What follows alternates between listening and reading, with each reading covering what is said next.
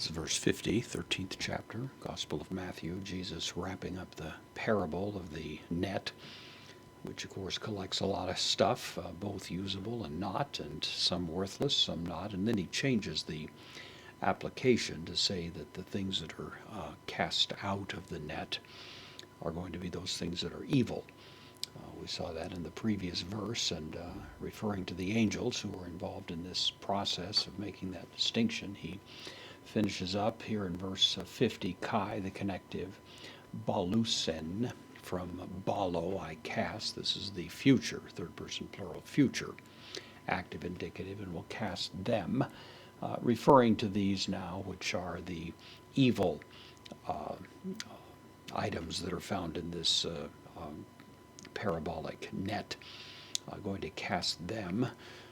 Ace preposition takes the accusative tain kaminon into the, this is a word for furnace. It's derived from kaio, which means I burn, and so kaminos, the word for a furnace, it's actually a feminine noun, as you can tell from the article here, of the second declension, so like hodos, a similar word. So we have into the furnace, to, the definite article in the genitive, to porus, of fires. Very powerful image, of course.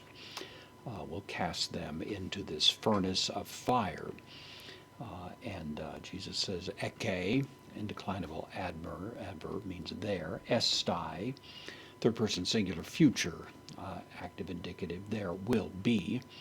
And then ho, the definite article, klothmos, there will be the weeping, and this is the kind of weeping that is conspicuous, it's loud. It was a sort of word that was used to describe professional mourners.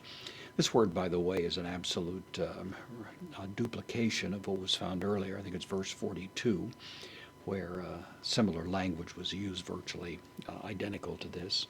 There will be weeping, kai, ho brugmos, usually translated gnashing. So the weeping and the gnashing, tone, dong tone of the teeth.